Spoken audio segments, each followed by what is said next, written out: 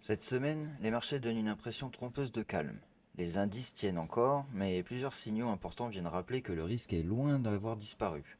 D'abord, l'indépendance de la Réserve fédérale, un pilier historique des marchés qui est aujourd'hui de plus en plus remis en question. Ensuite, la montée des tensions géopolitiques, notamment autour de l'Iran et de zones stratégiques comme le Groenland. Dans ce contexte, Bitcoin, les indices et les matières premières n'envoient pas tous le même message. On va donc faire un point global du marché en s'appuyant sur les niveaux clés pour comprendre où nous en sommes réellement. Et on va commencer tout de suite par le Bitcoin. Alors pour le moment, pour le Bitcoin, on est toujours dans le creux de la vague, mais on a eu la semaine dernière un début de rebond. Donc à surveiller, voir comment ça évolue, si on est parti pour une tendance haussière un peu plus pérenne ou si on est pour l'instant que dans un rebond temporaire et qui redescendra ensuite vers les niveaux plus bas. Pour cela, on surveillera la zone des 97 500, 98 000 par là, qui sera donc la première résistance à surveiller. Et ensuite, en termes de support, on aura donc la zone des 89 000 par ici, qui s'il devait lâcher, eh bien, on repartirait vers le bas de la consolidation. On enchaîne avec les indices.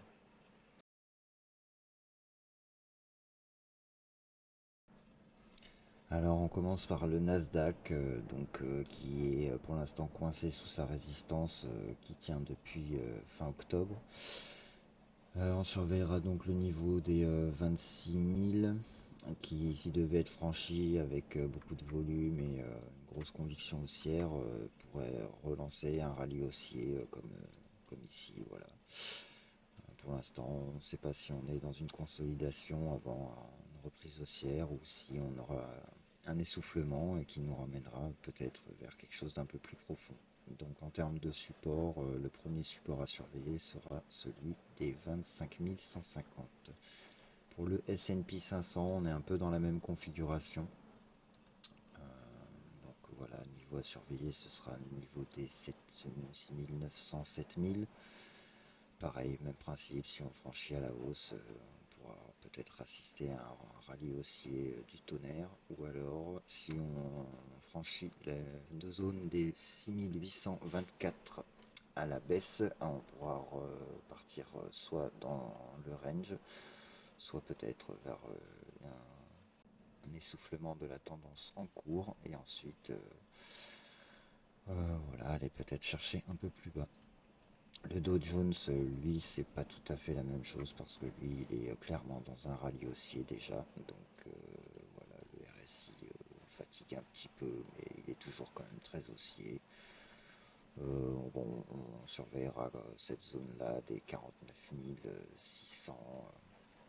Voilà, si elle devait être franchie à la hausse, même principe. On aura peut-être une reprise encore de la hausse.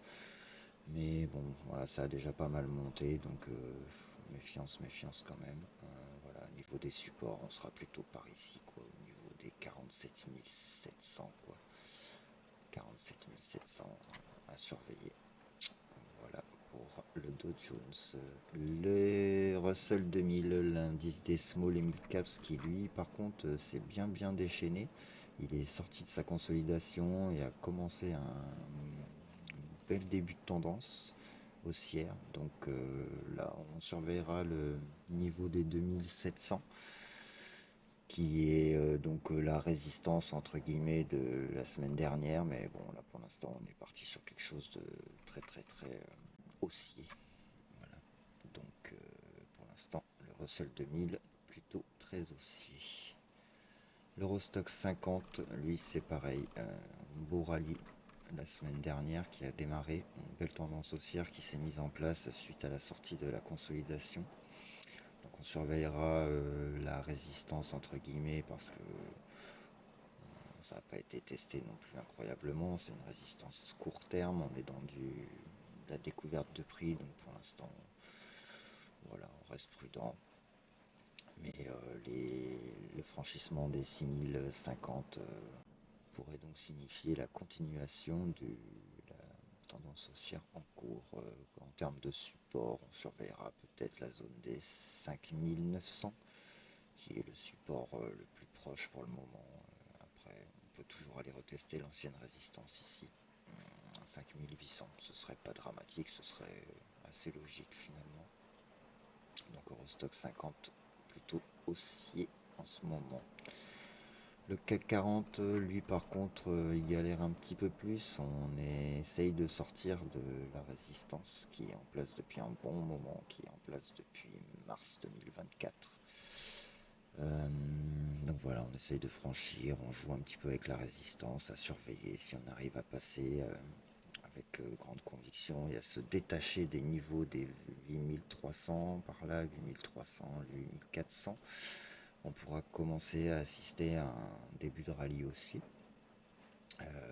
Si on devait réintégrer et repasser en dessous des 8200, on pourrait commencer à se dire que finalement on va peut-être rester encore dans ce range là, ou voire retourner un peu plus bas.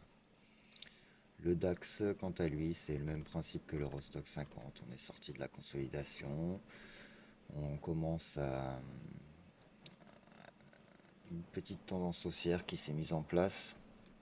Donc on surveillera la zone des 25 600, voilà, qui est la résistance court terme. Si on devait la franchir, eh bien, on serait parti pour une belle tendance haussière. À l'inverse, si on devrait réintégrer la zone des 25 000 par ici, là, bon, ce serait un peu plus problématique. Revenir sur ces niveaux pour tester la résistance, pourquoi pas. Ce serait plutôt sain. Réintégrer complètement et revenir dans ces zones-là avec des volumes, avec une plus grosse conviction vendeuse, ce serait plutôt un mauvais signe pour la poursuite de la hausse. L'indice chinois, quant à lui, bloqué dans son range depuis fin octobre. Bon, voilà, pour l'instant, rien de bien spécial. Ça navigue dans le range. Il faudrait franchir avec conviction la zone des 15 750. Et voilà, on pourrait commencer à lancer une jolie tendance haussière. A l'inverse, si on devait craquer la zone des 14 800, là on partirait pour quelque chose, une respiration beaucoup plus profonde. L'indice japonais, quant à lui, pareil, début de tendance haussière, sortie de consolidation après une belle tendance haussière, donc pour l'instant on est plutôt sur quelque chose de très positif. Si on devait réintégrer, pareil, le support ici à 51 000 environ, bon, ce serait mauvais signe. On pourrait soit repartir encore dans un range comme ça, latéraliser un peu plus longtemps, ou alors si on devait franchir cette zone-là, là, des 48 000 à la baisse, là on partirait pour une respiration beaucoup plus profonde. En termes de résistance, on a une résistance court terme qui se situe aux alentours des 54 500. Donc à surveiller, voir dans la semaine si on la franchit. On pourrait partir pour vraiment une belle tendance haussière en place. Le FTSE anglais, qui lui, pareil que les indices européens, est sorti de sa consolidation après une magnifique tendance haussière et qui a continué donc à lancer une belle hausse. Voilà, là on a vraiment, vraiment, si on veut aller chercher des niveaux, ce serait plutôt ce niveau ici, les 9990 pour une annulation de la tendance haussière, et pour une poursuite, il faudrait vraiment zoomer en horaire et aller chercher une résistance très très très court terme aux alentours des 10 250 points. Voilà, si on franchissait ça, ben, on continuerait la tendance haussière en cours. Ensuite, nous avons le MIB italien. Alors lui, par contre, voilà, pareil, sortie de consolidation la semaine dernière. Ça navigue un petit peu, ça latéralise, c'est normal. Les niveaux à surveiller sont au niveau des 46 170, 46 200. Si on devait franchir ce niveau, on continuerait la tendance haussière en cours. À l'inverse, si on réintégrait le range ici au niveau des 45 000 avec une conviction vendeuse, eh bien, on partirait soit pour encore une longue latéralisation, plus ou moins longue. Et si on franchissait ce niveau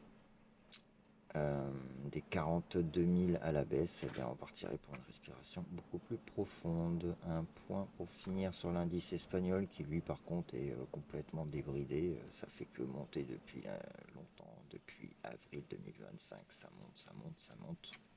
Donc là, une petite méfiance quand même. Il va bien falloir que ça respire à un moment. Mais pour l'instant, à court terme, on surveillera surtout le niveau des 17 800 comme résistance. Si ça se franchit, c'est pareil, poursuite de la hausse à court terme. Et niveau support, on sera au niveau des 17 400. Si on franchissait ce niveau à la baisse, on pourrait peut-être commencer enfin à assister à une respiration et à trouver peut-être des points d'entrée intéressants. Voilà pour les indices, on va passer aux matières premières.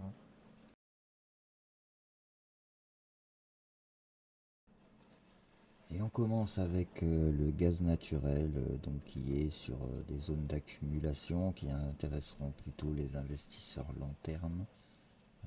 Voilà, les pays, tout ça, tous ceux qui veulent acheter du gaz naturel et le garder jusqu'à ce que ça fasse, jusqu'à ce que ça aille taper la résistance là. Voilà, pour l'instant, rien de vraiment incroyable. On zoomera en daily, on voit qu'on a eu un ralentissement dans la baisse.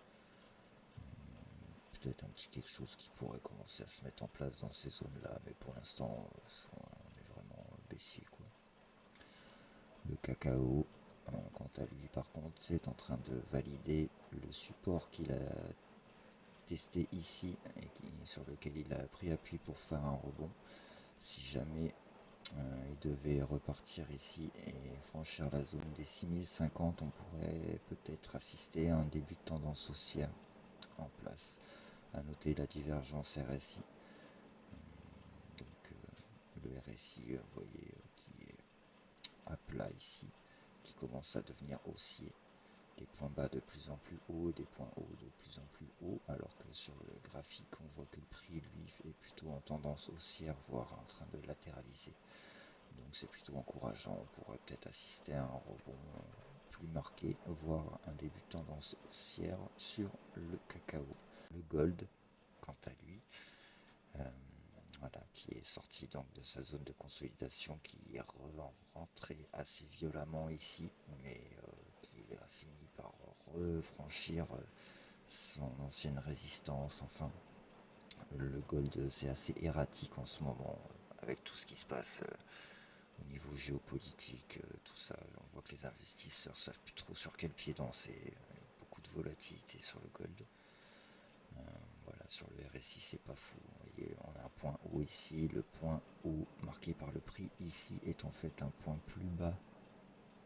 Sur le RSI, on a un début de tendance presque baissière sur le RSI, ou une latéralisation.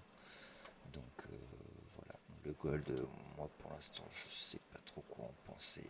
Je trouve que ça risque de manquer quand même un petit peu de puissance à surveiller. On surveillera la zone des 4650, à savoir s'il y aura un franchissement à la hausse. On pourra donc continuer la tendance haussière qui a été mise en place ici. Si à l'inverse on devait réintégrer le range ici avec une belle conviction baissière, là par contre ce serait sûrement le signe d'une correction un peu plus profonde ou alors d'une poursuite de la latéralisation ici en place déjà. Un petit point sur le pétrole. Le pétrole qui est toujours au plus bas, du bas, du bas. On a eu un petit rebond avec les tensions en Iran, mais pour l'instant on en est vraiment qu'à l'étape du rebond. Voilà, à surveiller si la zone entre les 62 et les 61 dollars devait être franchie à la hausse avec une belle conviction acheteuse. On pourrait songer à une tendance haussière. Là pour le moment on en est vraiment qu'à l'étape du rebond assez marqué. À l'inverse, si on devait franchir le support des 55 $ à la baisse avec une forte conviction vendeuse, on pourrait vraiment descendre encore plus bas. Voilà, ce sera tout pour ce point de marché hebdomadaire. On voit que les matières premières, les indices, le bitcoin, tout ça est un petit peu erratique, ça part un peu dans tous les sens, au gré des interventions de nos chers dirigeants. Pour l'instant, on ne sait pas trop quoi en penser. Il faut juste surveiller les niveaux clés, garder son calme et pas céder à la panique à la moindre annonce qu'on entend. Tout ceci devrait bien sûr influencer notre sélection d'actions pour la semaine, pour laquelle je vous donnerai rendez-vous assez prochainement. Merci de nous avoir suivis. À bientôt. Ciao, ciao.